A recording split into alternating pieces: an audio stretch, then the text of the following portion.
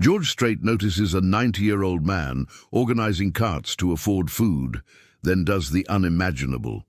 The blazing Texas sun bore down mercilessly on the supermarket parking lot, where Harold Johnson pushed another row of shopping carts toward the store entrance.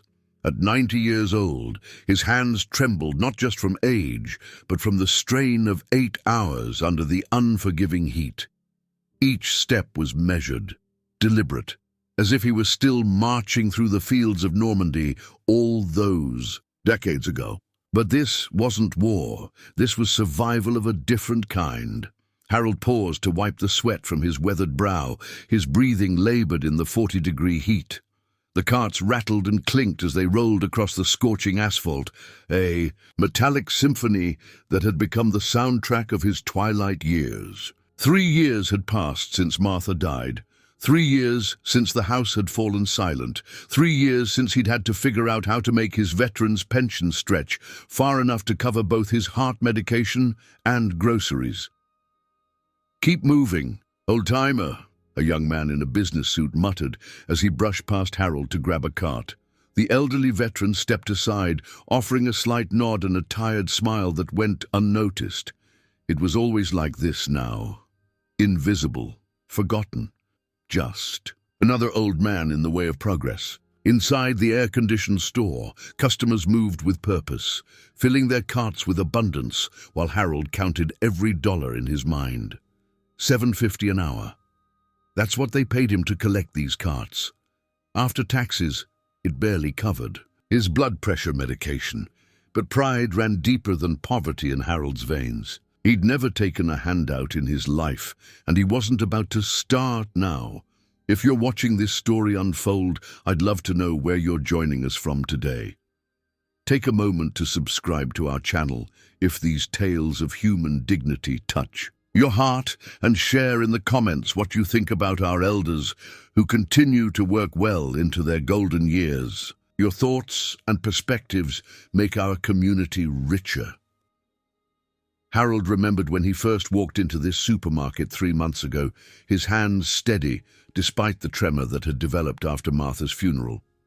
The manager, Jason Miller, had looked him up and down with barely concealed skepticism. "You sure you can handle this, Pops? It's physical work, and we need someone reliable." Harold had straightened his spine, the same way he did when his sergeant questioned his ability to carry a 50-pound pack across France. "Sir, I've handled worse," he'd replied simply. Now, as Harold maneuvered another line of carts around a parked SUV, he caught sight of his reflection in the vehicle's tinted windows. The man staring back was a stranger. Thin, stooped, his once proud military bearing diminished by age and circumstance. His uniform polo shirt hung loose on his shrinking frame, and the name tag reading Harold seemed to mock the decorated soldier he once was. "Harold! Harold!" Jason Miller's voice cut through the afternoon heat like a whip. The manager stood near the store entrance, his face flushed with irritation. "What's taken so long? We've got carts scattered all over the lot." "Yes, sir. I'm working on it," Harold replied, his voice steady despite the exhaustion that threatened to buckle his knees. "Well, work faster. This isn't a retirement home. If you can't keep up, maybe it's time to consider whether this job is right for you." Several customers turned to watch the exchange, their faces a mixture of discomfort and pity. Harold felt the familiar burn of humiliation creep up his neck, but he simply nodded and continued pushing the carts. He'd endured drill sergeants, enemy fire, and the loss of his eldest son in Iraq. He could endure Jason Miller. As he worked, Harold's mind drifted to better days. Sunday dinners with Martha and the kids, teaching his grandson to fish at the lake. The day he received his Purple Heart, Martha crying tears of joy that he'd come home at all. Those memories were his treasure now, worth more than any paycheck. A dusty pickup truck pulled into the parking lot, its driver taking his time, finding a spot in the shade of the building. Harold paid it no mind. Customers came and went like the tide, each absorbed in their own world. He had 12 more carts. to collect before his shift ended, and his feet were already protesting each step. The driver of the pickup emerged, adjusting his worn cowboy hat against the sun. He moved with the easy confidence of a man comfortable in his own skin, his boots clicking against the pavement as he headed toward the store. Just another customer, Harold thought, though something about the man's gait seemed familiar. Harold had just corralled 5 carts together when his vision blurred slightly. The heat was getting to him. He gripped the cart handle tighter, willing his body to cooperate. Just a few more hours, just a few more dollars toward next month's rent. He couldn't afford to show weakness, not with Jason already questioning his ability to do the job. "Excuse me, sir," a voice said behind him. "You need any help with those?" Harold turned to see the man from the pickup truck standing there, his face partially hidden by sunglasses and the shadow of his hat brim. There was something in his voice, a genuine concern that Harold hadn't heard from a stranger in years. "No, thank you, son. I've got it," Harold replied, his pride automatic. "It's my job." "Pretty hot day for this kind of work," the stranger observed, not moving away. "Every day's hot in Texas come summer," Harold said with a weak smile. "It'd been hotter, though. Once spent 3 weeks in the Sahara during training exercises. Now that was hot." The stranger's eyebrows rose above his sunglasses. "Military man?" "Yes, sir. 101st Airborne. Served from 43 to 45. Then again, in Korea." Harold straightened slightly at the memory. "My boy followed in my footsteps. Lost him in Fallujah in '04. The stranger removed his sunglasses, and Harold saw eyes that held a depth of understanding. "I'm sorry for your loss. Can't imagine anything harder than losing a child." "No, sir, you can't," Harold agreed quietly. "But we carry on. That's what we do." They stood there for a moment, 2 men sharing an unspoken understanding in a supermarket parking lot. Harold noticed the stranger studying him, taking in the sweat-soaked shirt, the slight tremor in his hands, the way he leaned against the carts for support. "How long you been working here?" the man asked. 3 months now. Helps make ends meet. Social Security and the VA pension don't go as far as they used to." Harold wasn't sure why he was telling this stranger his business, but something about the man invited confidence. "And they got you out here in this heat all day?" 8 hours, sometimes 10 if they need me. I don't mind the work. Keeps me busy. House gets too quiet otherwise." The stranger nodded slowly, his expression thoughtful. "You know, when I was younger, my daddy always told me the measure of a society was how it treated its elders and its veterans. Seems to me we're falling short on both counts." Harold chuckled dryly. "Well, your daddy sounds like a wise man. But times change. Nobody owes me anything. I've got my health such as it is, and honest work. That's more than some." "Still," the stranger said, "man who served his country shouldn't have to push carts in 100-degree weather at 90 years old just to buy groceries." "Like I said, son, we carry on." Harold gripped the carts again, ready to continue his work. "I appreciate the conversation, but I best get back to it. That manager of mine doesn't take kindly to what he calls socializing on the clock." The stranger glanced toward the store, where Jason Miller could be seen through the window, watching them with obvious disapproval. "That the manager?" "Yes, Sir Jason Miller. He runs a tight ship." Harold tried to keep his tone neutral. "I see." The stranger put his sunglasses back on. "Well, Harold, you take care of yourself. Try to find some shade when you can." "Will do. You have a good day now." Harold watched the stranger walk toward the store, noting how other customers seemed to do double takes as he passed. Must be the heat making everyone act strange, Harold thought. He turned back to his carts, pushing them slowly toward the corral, unaware that his life was about to change in ways he could never imagine. The afternoon wore on, each minute feeling like an hour. Harold's shirt was soaked through, and his water bottle had been empty for the past hour. Still, he persisted, One cart at a time, one step at a time, the way he'd learned to survive everything life had thrown at him. Inside the store, unseen by Harold, the stranger was having a very different kind of conversation with Jason Miller, one that would ripple outward like a stone thrown into still water, touching lives in ways that neither Harold nor anyone else in that small Texas town could foresee. The conversation inside the store was unlike anything Jason Miller had experienced in his 15 years of retail management. The man in the cowboy hat stood before him, calm but with an intensity that made Jason unconsciously straighten his tie. "That gentleman out there," the stranger said, nodding toward the parking lot, where Harold could be seen through the window. "How long has he been working for you?" "Harold? About 3 months. Why? Has he done something wrong?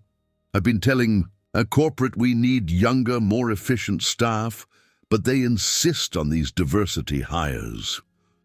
Jason's tone carried a note of vindication, as if he'd finally found an ally in his campaign against the elderly employee. The stranger's jaw tightened, almost imperceptibly. "Diversity hire? You mean hiring a 90-year-old veteran is some kind of charity case for you?" "Well, I wouldn't put it quite like that." Jason backpedaled slightly, sensing disapproval. "But let's be realistic. He takes twice as long as our younger employees. In this heat, I'm constantly worried he'll collapse and we'll have a lawsuit on our hands. It's a liability issue, really. A liability." The stranger repeated the words slowly, as if tasting something bitter. "That man out there jumped out of planes over Nazi-occupied France. He fought in frozen hell in Korea, lost a son serving this country, and you see him as a liability." Jason shifted uncomfortably.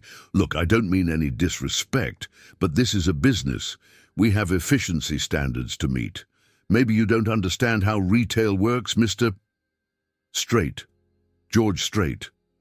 He removed his sunglasses, and Jason's face went through a series of expressions from confusion to recognition to something approaching panic. "George Strait? The George Strait? Oh my God, my wife has every album you've ever made. She's going to flip when I tell her you were in our store." Jason's entire demeanor changed, his previous irritation replaced by an almost fawning enthusiasm. "That's nice," George said evenly, "but I'd like to get back to Harold. What's he make an hour?" $7.50, standard starting wage for cart collectors. Jason seemed puzzled by the question. $7.50 for pushing carts in this heat at 90 years old. George let that sink in. "And you were just telling him earlier that if he can't work faster, he should consider whether this job is right for him?" Jason's face flushed. "You heard that? Look, Mr. Strait, I'm just trying to run an efficient operation here. Corporate's always on us about productivity metrics." "Tell me something, Jason. You ever serve in the military?" "No, sir. I went straight to college, got my business degree." "Nothing wrong with that. But it means you've never had to depend on the man next to you to keep you alive. Never had to trust someone else with everything you've got. Harold out. There. He knows what that means. He's earned the right to work with dignity, don't you think?" Through the window, they could see Harold struggling with a particularly stubborn cart that had gotten its wheels stuck in a pothole. His face was red with exertion, but he kept working at it, refusing to give up.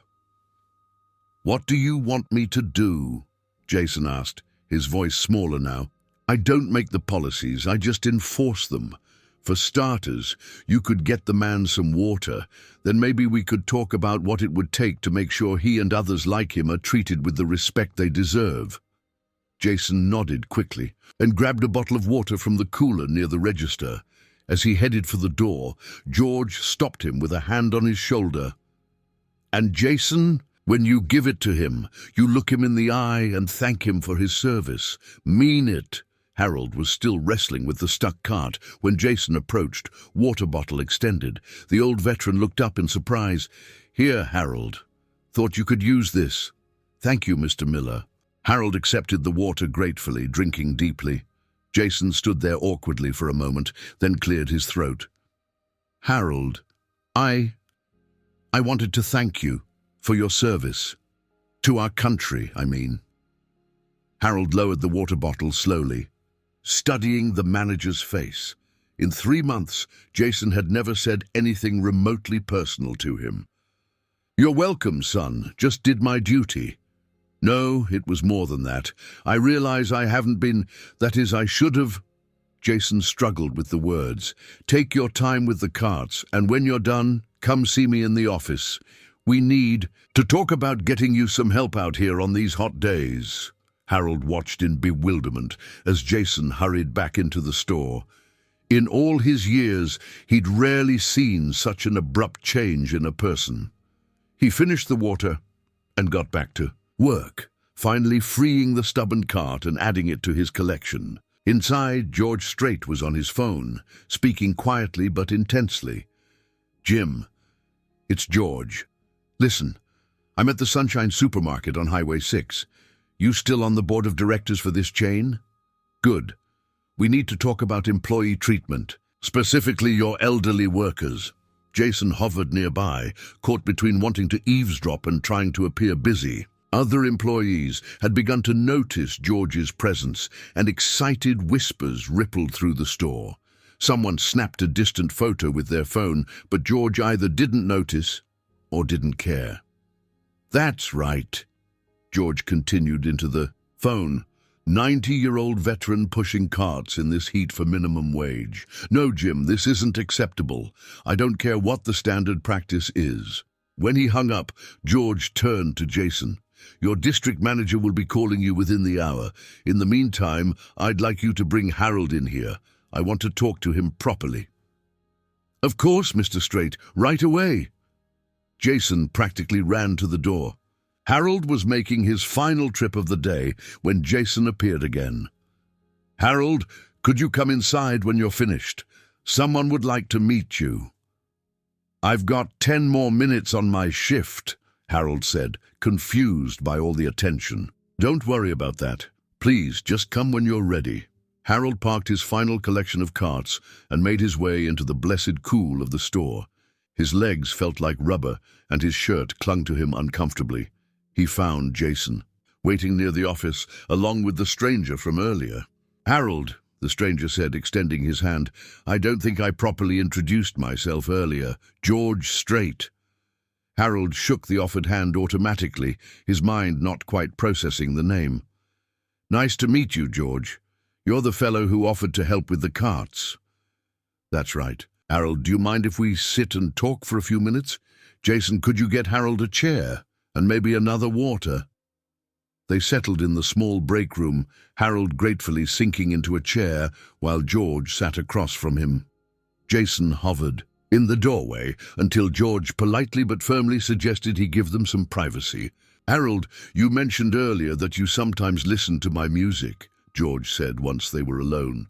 "Your music." Harold's brow furrowed. "I'm sorry, son, I don't follow." "George Strait, country singer. Ring any bells?" Harold's eyes widened slowly. "The George Strait, Amarillo by morning, George Strait, but you're just sitting here talking to me like regular folks." "That's because we are regular folks, Harold. Just 2 Texas boys having a conversation."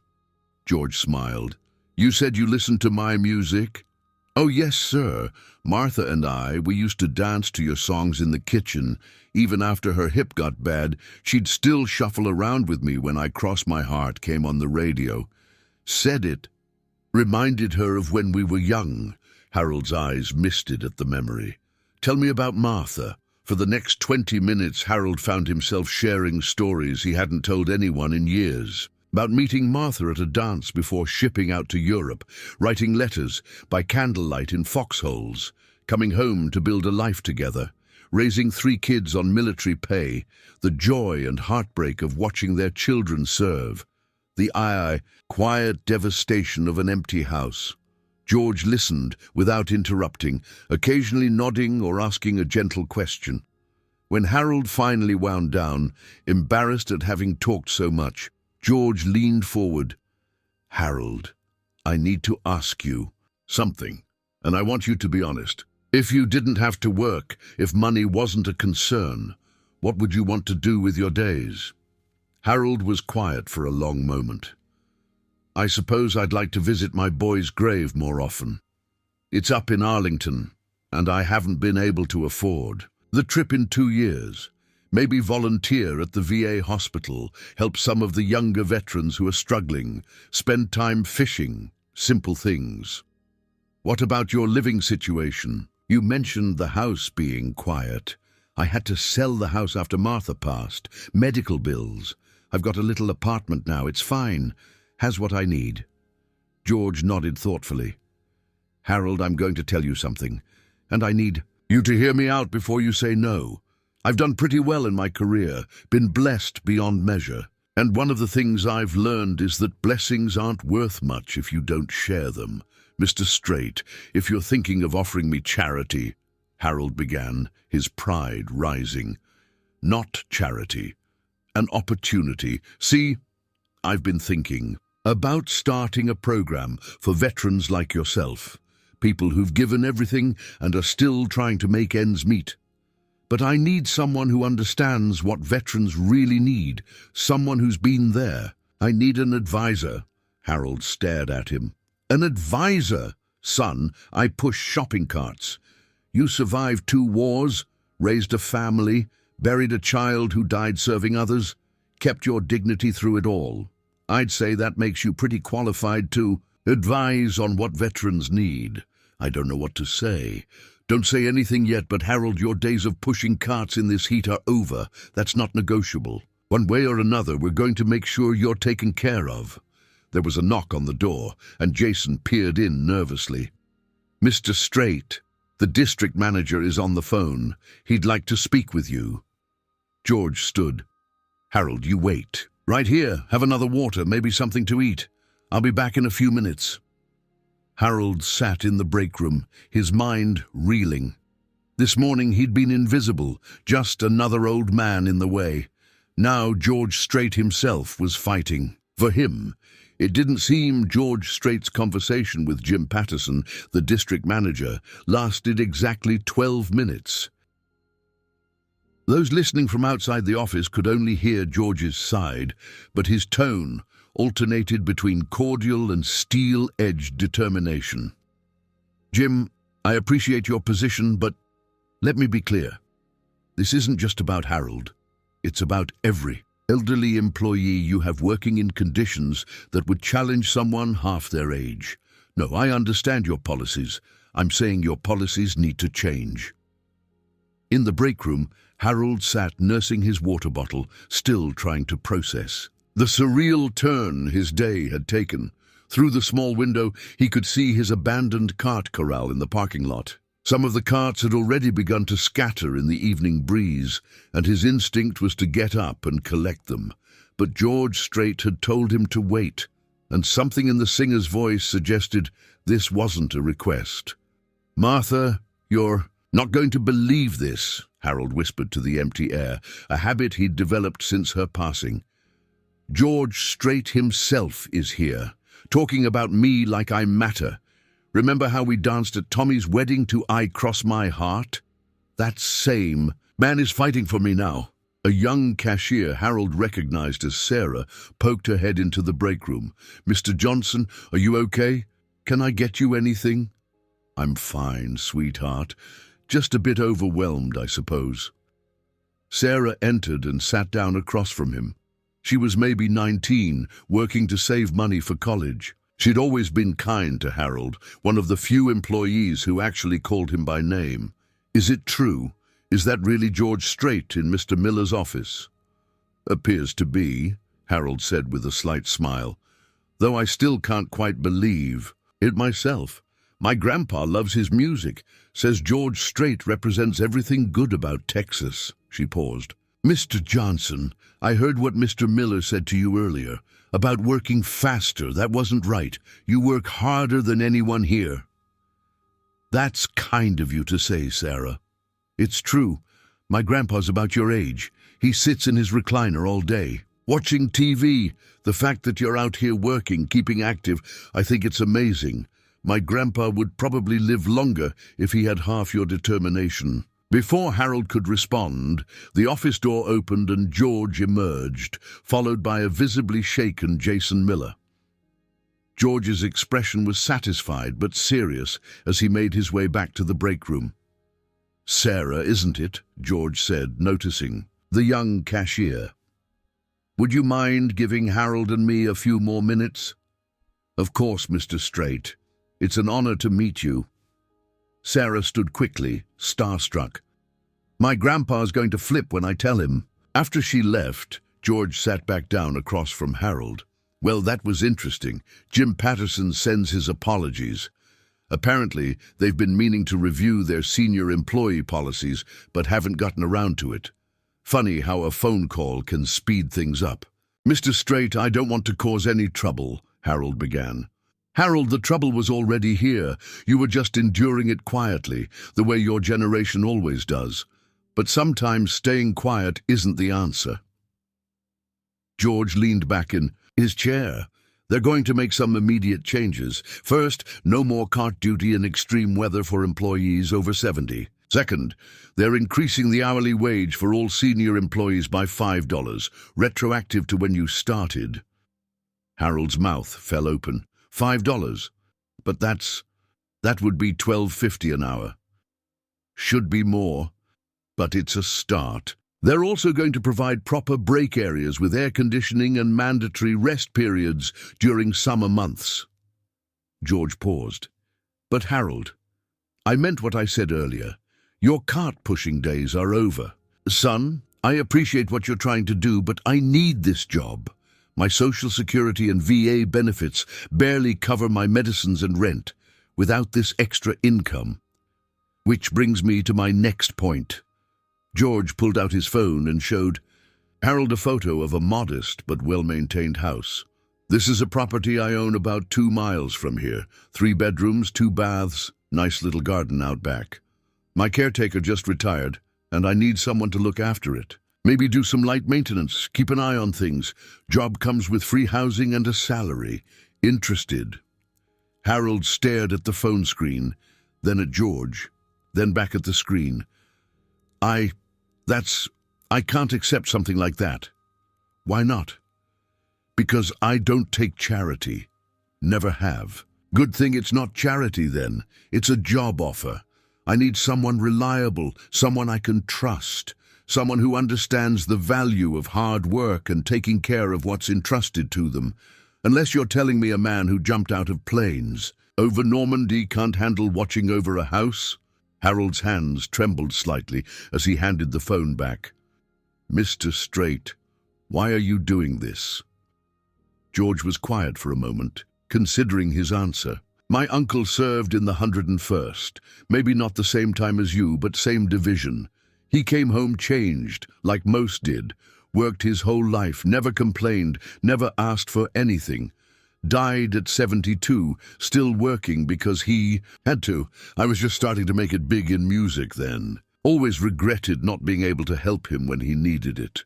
So this is about your uncle?" "Partly, but mostly it's about what's right. Harold, you've given everything to this country. Your service, your son. The least we can do is make sure you can live your remaining years with dignity. This isn't charity. This is gratitude." Harold felt tears threatening for the first time in years. He'd cried when Martha died, cried when they buried James in Arlington. But this unexpected kindness from a stranger was overwhelming in a different way. "I don't know what to say." "Say yes. Take the job. Take the house. Visit your son's grave whenever you want. Help other veterans when you can. Live, Harold. That's all any of us who came home can do for those who didn't." A commotion outside. The break room caught their attention. Through the window, they could see a news van pulling into the parking lot. Someone had leaked that George Strait was in the store. "Looks like the circus is arriving," George said with a wry smile. "What do you say we get out of here? I can show you the house. You can decide if it suits you. Mr. Strait, I need to clock out. Finish my shift properly." George smiled. "Of course you do. Lead the way." They walked to the time clock together. Harold punching out for what would be the last time. Jason Miller intercepted them near the exit. "Harold, I want to apologize," Jason said, the words seemingly difficult for him. "I haven't been fair to you. I let pressure and numbers blind me to what really matters. I'm sorry." Harold extended his hand. "No hard feelings, Mr. Miller. You were just doing your job as you saw it." "No, I wasn't, not really. A job isn't just about efficiency, it's about people." "I forgot that." Jason shook Harold's hand firmly. "The company wants to do a recognition ceremony. Honor your service. Make sure other employees understand." "That won't be necessary," Harold interrupted gently. "I didn't serve for recognition." "He served because it was right," George added. "Same reason he was out there pushing carts in this heat. Because he had a job to do, and he was going to do it well." As they headed for the exit, several employees had gathered, word having spread quickly.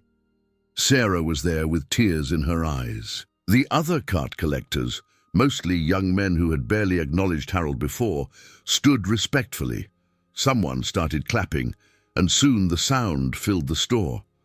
Harold stopped, overwhelmed again.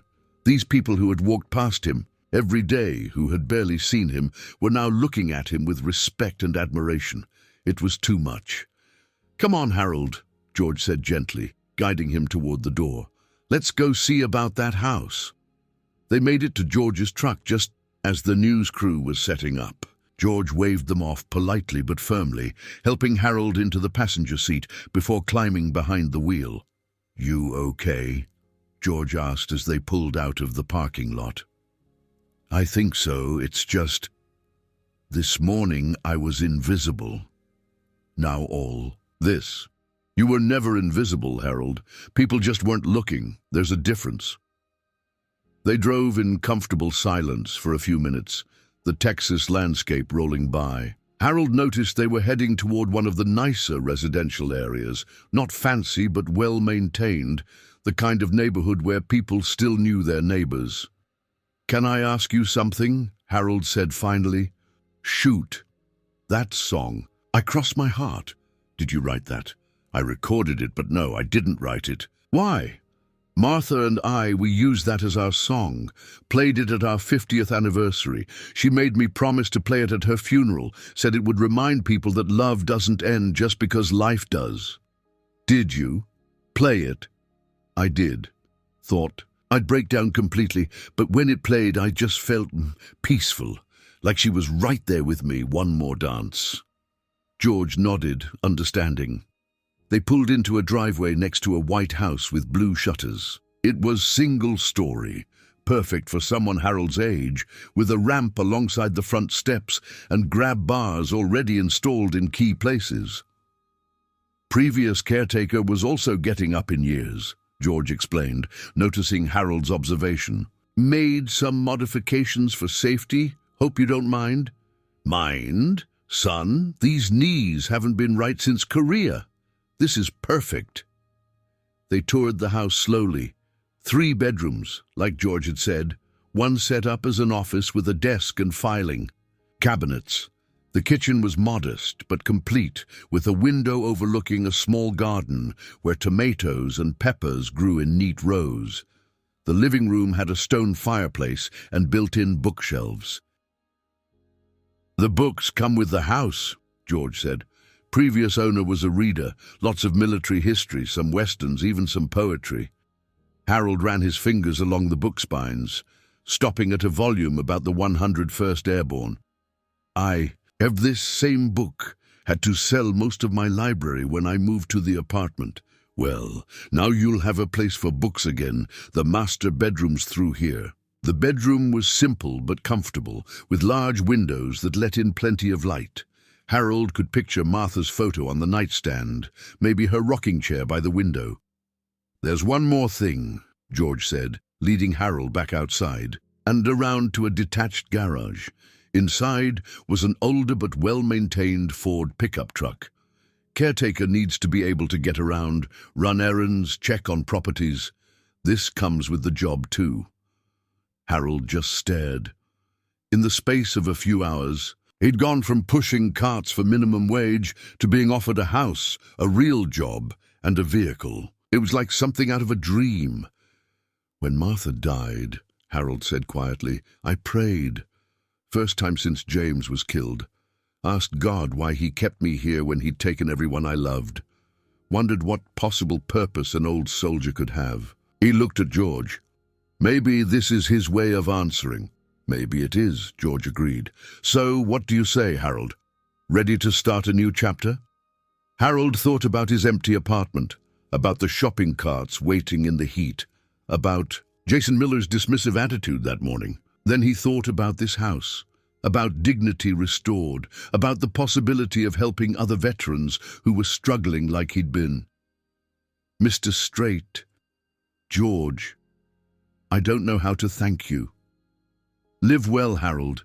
That's thanks enough. Help others when you can. Tell your story. Make sure people remember that every old person they see has lived a life full of courage and sacrifice and love. That's all the thanks I need. Harold extended his weathered hand, and George shook it firmly. It was more than a handshake. It was a promise, a recognition, a bridge between generations. When can I start? The move from Harold's cramped apartment to the house on Meadowbrook Lane took less than a day. He didn't have much to pack, some clothes, a few photo albums, Martha's jewelry box, and his medals in their worn case. Sarah from the supermarket had volunteered to help, bringing along her boyfriend and his pickup truck. Mr. Johnson, is this really all you have? Sarah asked, looking at the small collection of boxes. When you get to my age, sweetheart, you realize most things are just things. What matters fits in your heart, not a moving truck. As they loaded the last box, Harold's elderly neighbor, Mrs. Chen, came out to say goodbye. Harold, I heard about what happened at the store, that country singer helping you. It's wonderful. Still feels like a dream, Mrs. Chen. You deserve it. All those mornings I saw you heading to work before dawn, coming home after dark. You never complained, never asked for help. You're a good man, Harold Johnson. The first night in his new home, Harold sat in the living room, almost afraid to touch anything. The silence was different here, not the oppressive quiet of loneliness, but peaceful, expectant. He'd placed Martha's photo on the mantel, and her presence seemed to fill the space with warmth. George had left him with simple instructions. Take a week to settle in. Then they'd discuss the caretaking duties. There was a folder on the kitchen counter with information about the other properties he'd be checking on, mostly small rental houses George owned around town. Nothing strenuous, just making sure everything was in order, coordinating with repair. Services when needed. On his third day in the house, Harold woke to find a small crowd gathered outside. Word had spread about George Strait's intervention, and local news wanted to do a follow-up story. Harold, dressed in his best shirt and the jacket Martha had bought him for their last anniversary, stepped onto the porch. Mr. Johnson, how does it feel to have George Strait as your benefactor? A young reporter asked, shoving a microphone toward him. I'd say he's more than that. He's a friend, a man who saw another human being in need and acted. That's getting rare these days. Do you have a message for other elderly workers struggling to make ends meet? Harold thought carefully. Don't give up. Keep your dignity. Work honest when you can. Accept help when you need it. And remember, your value isn't in what you can produce. It's in who you are, what you've lived through, what you've given. That evening, George stopped by to check on him. They sat on the back porch, watching the sun set over the Texas hills, drinking sweet tea that Harold had made from Martha's recipe. Saw you on the news, George said. You handled those reporters well. Harder than facing enemy fire, if I'm honest. At least in war you know where the bullets are coming from. George chuckled. Fame's a funny thing. People think they know you because they've heard your songs or seen your movies. But they don't know the real you any more than those shoppers knew the real Harold Johnson when you were pushing carts. Speaking of which, Harold said, I heard Jason Miller implemented all those changes you discussed. Sarah tells me they've hired 2 part-time workers to help with cart collection during peak hours, and nobody over 70 has to work outside when it's above 95 degrees. Good start. Jim Patterson called me yesterday, wants to implement similar policies company-wide. Might even name it the Harold Johnson Senior Worker Protection Policy. Harold nearly choked on his tea. They better not. I don't need my name on anything. Just want folks treated right. Too late, already approved by corporate. Sometimes change needs a face, Harold. Yours is a good one. They sat in comfortable silence for a while, the evening bringing a blessed coolness after the day's heat. Harold found himself thinking about all the evenings he'd spent alone in his apartment, too tired from work to do anything but eat a simple meal and fall into bed. I've been thinking, Harold said eventually, about that idea you mentioned, helping other veterans. What about it? There's a VA hospital about 40 minutes from here. I used to go there for appointments before I got on Medicare.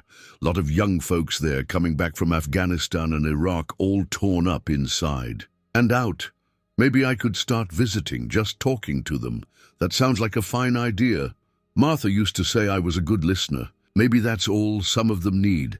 Someone who understands what it's like to come home changed. George nodded. I think you're right. You know, I've been thinking too. What if we formalized this a bit? Created a program where older veterans mentor younger ones. Not therapy, just a connection. Boots to boots, Harold said suddenly. That's what you could call it. Old boots teaching new boots how to walk in civilian life. I like that. Boots to boots, we could start small, maybe just at that VA hospital. See how it goes. You'd fund something like that? Harold, I've been blessed with more money than I could spend in 10 lifetimes. What good is it sitting in a bank when it could be changing lives? Besides, this isn't about money. It's about you having an idea that could help people. I'm just providing the resources to make it happen. Harold felt that overwhelming sensation again, the one that had been hitting him repeatedly since that day in the parking lot.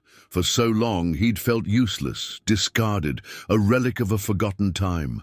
Now possibilities were opening up like flowers in spring. There's something else, George said, reaching into his jacket pocket. I wasn't sure when to give this to you, but now seems right. He handed Harold an envelope.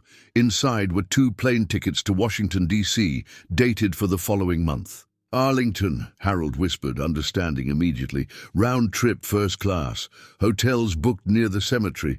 Figured you might want someone to go with you, so there are 2 tickets. Take Sarah, maybe, or if you'd prefer to go alone, that's fine too. Harold held the tickets with shaking hands. I haven't seen my boy's grave in 2 years. Couldn't afford. The trip killed me every Memorial Day knowing I couldn't go. Well, now you can go whenever you want. And Harold, the tickets are open-dated. Change them whenever you need to. That night, Harold called his surviving son, Daniel, who lived in California. They hadn't spoken much lately.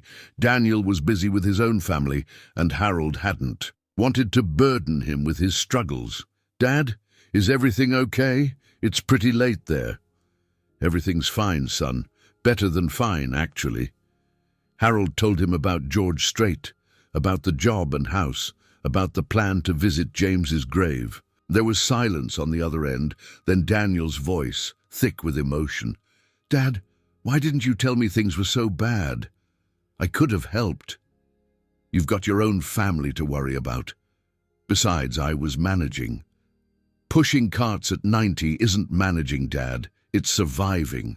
There's a difference. Well, I'm doing more than surviving now.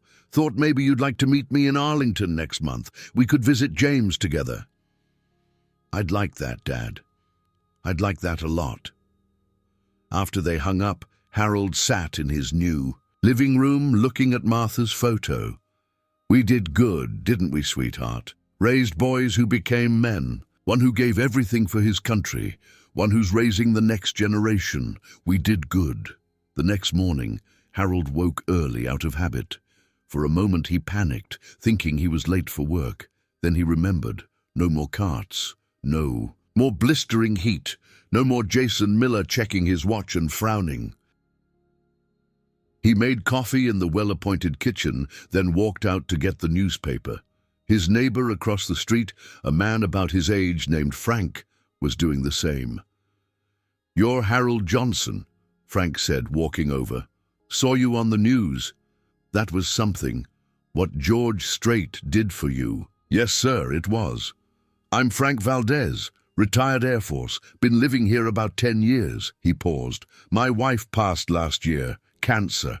Been kind of keeping to myself since then."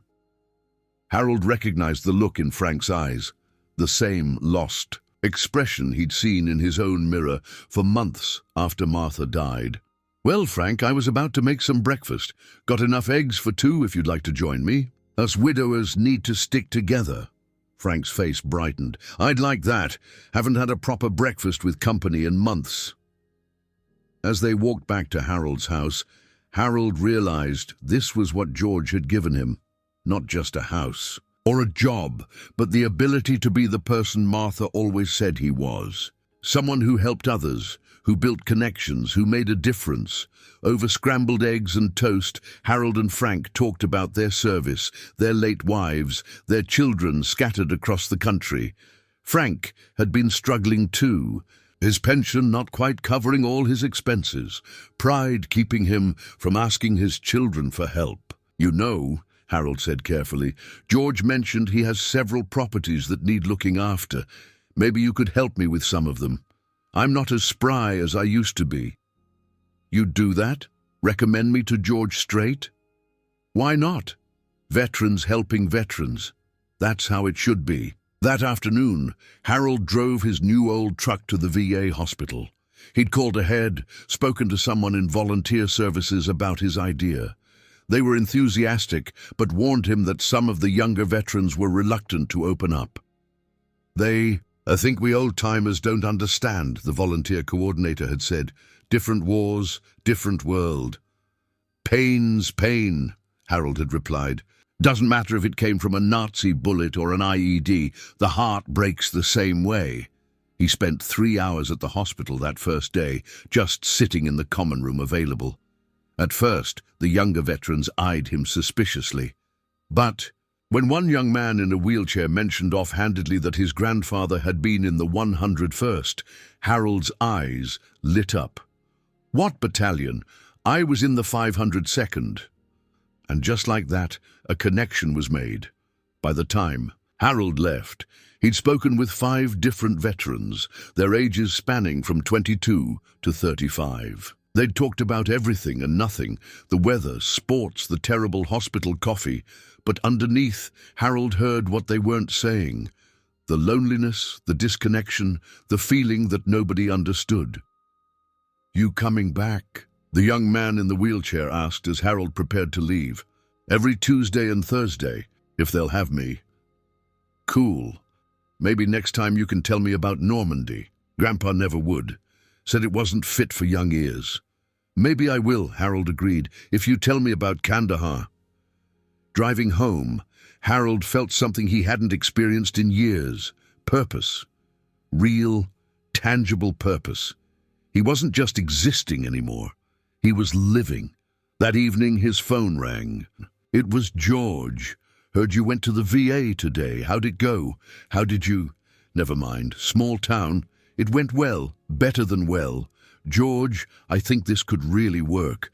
These kids, they need to know they're not alone, that what they're feeling isn't weakness. That's why you're the right man for this, Harold. You've got the credibility they need, so what's next?" "Well, I met a young man named Marcus, lost his legs to an IED.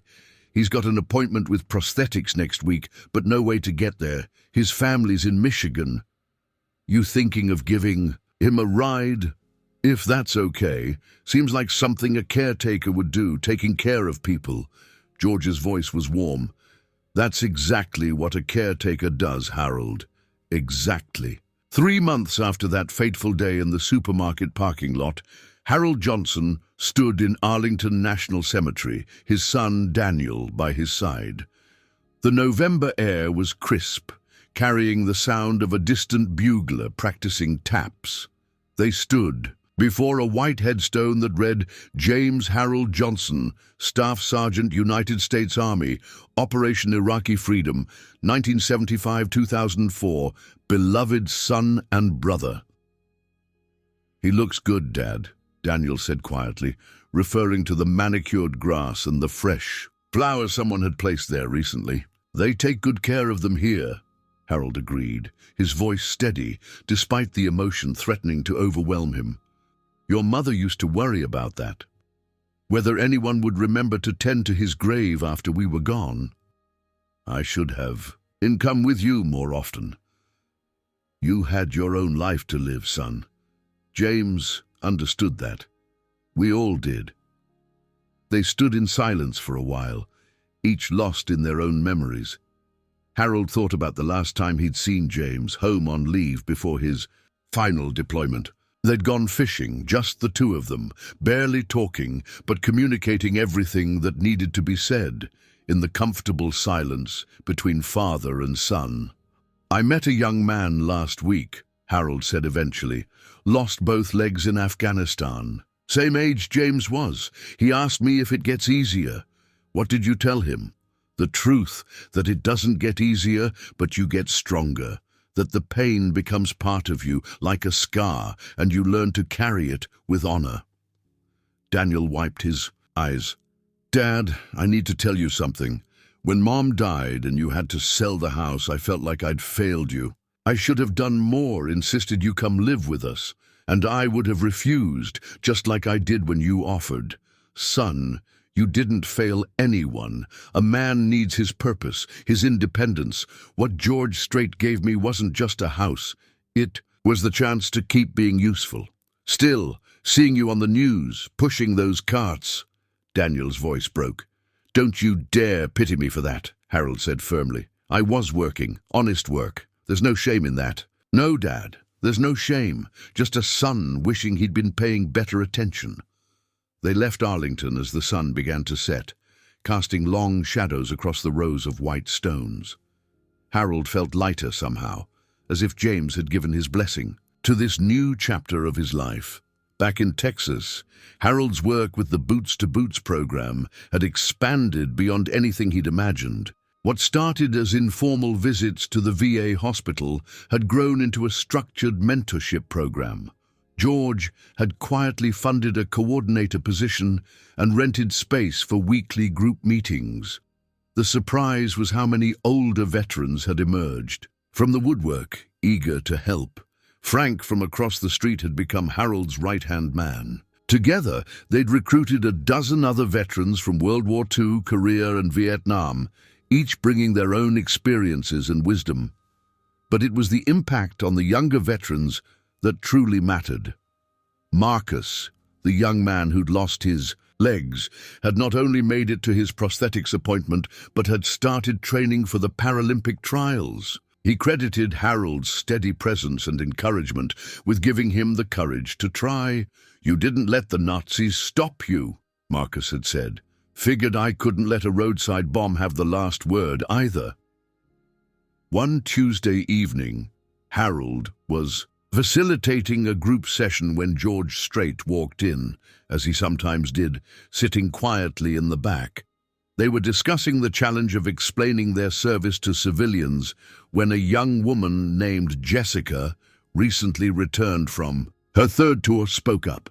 "My mom keeps saying I should just move on, like war is something you can pack away with your uniform. She doesn't understand that I am moving on. I'm just taking it all with me." "That's exactly right," Harold said. "We don't leave our service behind. We integrate it into who we become. The challenge is helping the people who love us understand that." After the meeting, George approached Harold. "You've got a gift for this. I just tell the truth. Seems to be what they need to hear." "Harold, I've been thinking. The Grand Ole Opry invited me to do a special Veterans Day show. I'd like you to come. Maybe say a few words about the program. Harold's immediate instinct was to refuse. But then he thought about Marcus and Jessica and all the others who needed to know that their struggles were seen, their service honored. If you think it would help the program, I'll do it. The night of the Opry show, Harold stood backstage, more nervous than he'd been since D-Day. Sarah had driven in from Texas to be there, along with Daniel and his family. Frank was there too, wearing his Air Force dress uniform for the first time in decades. When George called him on stage, the lights were blinding. But Harold walked out with the same determination that had carried him across Europe, through Korea, through grief and loss, and unexpected redemption. "My name is Harold Johnson," he began, his voice carrying clearly through the legendary venue. "3 months ago, I was a 90-year-old man pushing shopping carts in a parking lot to make ends meet. Not because I wanted pity, but because work is what keeps a man going when everything else seems lost." The audience was silent, attentive. George Strait saw me that day, but more than that, he saw in me something I'd forgotten was there. The soldier who'd served his country, the father who'd lost a son in service, the man who still had something to give. He talked about the Boots to Boots program, about the young veterans coming home to a world that didn't understand their experiences, about the older veterans who'd been waiting decades for someone to ask them to help. "We don't need your pity," Harold said, his voice growing stronger. "We need your respect. We need opportunities to continue serving, just in different ways. Every veteran you see, from 22 to 92, has a story of courage. We just need someone to listen." When he finished, the applause was thunderous. But what moved Harold most was looking into the wings and seeing George Strait wiping away tears. After the show, at a small reception, Harold was approached by a woman in an expensive suit. "Mr. Johnson, I'm Rebecca Martinez, CEO of Patriot Enterprises. We have operations in 12 states. I'd like to talk to you about expanding the Boots to Boots program nationally." "Ma'am, I just help out at one VA hospital, which is exactly why you're the right person to help us do this right. Not another corporate program that looks good on paper but doesn't connect. Something real, led by people who understand." Harold looked at George, who nodded encouragingly. "I'd need to bring my team, the veterans who've been helping me. Of course, we'd want nothing less." 6 months later, Harold stood in the garden of his house, the same one where he'd first sat with George planning a simple mentorship idea. The tomatoes were coming in nicely, and he'd added roses along the fence, Martha's favorite. The local news was doing a follow-up story on the 1-year anniversary of his encounter with George Strait. The reporter, the same young woman who'd interviewed him that first week, seemed amazed by the transformation. "Mr. Johnson, Boots to Boots now operates in 15 VA hospitals across 5 states. You've personally mentored 43 veterans. How does it feel to have made such an impact?" "I didn't do it alone," Harold said, uncomfortable as always with praise. "George gave me the opportunity. The veterans did the hard work. I just showed up." "But you did show up. Consistently. That matters?" "Yes," Harold agreed. "It does." After the news crew left, Harold sat on his porch going through the mail. There was a letter from Marcus, who'd made the Paralympic team, a postcard from Jessica, who'd started college, a thank you note from a mother whose son had finally opened up about his PTSD after attending group sessions. Frank walked over from across the street, a routine they'd developed. "Good interview," Frank said, settling into the other rocking chair. "Too much fuss over an old man doing what needs doing." "That's exactly why it matters, Harold. You make it seem normal to help, not special, just human." They rocked in companionable silence, watching the sun set over the Texas hills.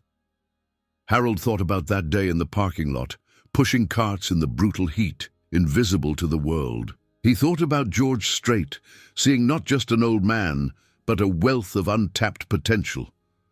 Frank, you ever think about how different life might have been if we'd made other choices? All the time. But then I figure, every choice led us here, and here's not so bad. Harold smiled. No, it's not. That evening, George stopped by as he often did. He'd been touring, but always made time when he was in town. They sat in Harold's living room, the walls now decorated with photos from various Boots to Boots events, letters from grateful veterans, and a framed picture of Harold with George at the Grand Ole Opry. Rebecca tells me you're thinking about writing a book, George said. She's got some fool idea that people would want to read about all this. I told her I'm no writer. Maybe not, but you're a storyteller. Every time you sit with those young veterans, you're telling stories that help them make sense of their own. Speaking of stories, Harold said, I've been meaning to thank you properly, not just for the house or the job or even the program, but for seeing me, really seeing me. Harold, I need to tell you something. That day at the supermarket, I'd driven past you 3 times that week, kept thinking someone should do something, finally realized that someone was me. But here's the thing, you gave me far more than I gave you. How do you figure that? You reminded me what music is supposed to do. It's not about the awards or the sales. It's about connecting people, honoring their stories, watching you. With those veterans, seeing how you listen and understand and guide, that's what art should do, make people feel less alone. Harold was quiet for a moment. Martha would have liked you. I would have been honored to know her. As George prepared to leave, Harold walked him to the door. You know, I turn 91 next month. Planning anything special? Marcus is organizing something at the VA. Says it's classified. Harold smiled, but I was thinking, maybe you could stop by if you're in town. Maybe play that song, I Cross My Heart, for Martha. It would be my privilege. After George left, Harold made his nightly cup of tea and sat in his comfortable chair. He pulled out the journal he'd started keeping, partly for the book Rebecca insisted he write, but mostly for himself. Today marks 1 year since my life changed, he wrote. Not because I won the lottery or found buried treasure, but because one man chose to see dignity where others saw decline. Because of that moment of grace, dozens of veterans have found hope. Connections have been made across generations. Lives have been saved, not dramatically but quietly, one conversation at a time. He paused, thinking about how to sum up the transformation. I used to push shopping carts. Now I help, push people toward their second chances. Both involved work, both required showing up, but only one fed my soul. Thank you, George, for reminding me that a man's worth isn't measured in his productivity, but in his capacity to lift others. Thank you for seeing the soldier, the father, the human being behind the uniform shirt and the tired eyes. Thank you for changing not just my life, but allowing me to change others. Harold closed the journal and prepared for bed. Tomorrow, he had a meeting with 3 new veterans at the hospital. The day after, a conference call about expanding to California. His son Daniel was even talking about moving back to Texas to help with the program. As he turned off the lights, Harold looked at Martha's photo one more time. We did good, sweetheart. Even after you left, we're still doing good. Outside, the Texas stars shone bright and eternal, bearing witness to the quiet dignity of an old soldier who'd learned that sometimes the greatest battles are won, not with weapons, but with presence, persistence, and the revolutionary act of caring. The boy who'd jumped from planes over Normandy had become a man who built bridges across generations. The father who'd buried a son in Arlington had become a guide for those finding their way home from war. The employee who'd been invisible in a parking lot had become a beacon of hope for veterans across the nation. And it all started with one moment of recognition, one act of seeing, one decision to stop driving past and start driving change. Harold Johnson slept peacefully that night, knowing that tomorrow would bring new challenges, new veterans to help, new stories to hear and share. At 91, he'd found his mission. George Strait had given him a house, but more importantly, he'd given him a home in the world again. The shopping carts remained at the supermarket, now pushed by younger hands with better benefits and proper rest breaks. But the real work, the work of the heart, the work of restoration and connection, that work continued every day in the gentle hands of an old soldier who'd learned that true strength lies not in what you can carry, but in how you help others bear their loads.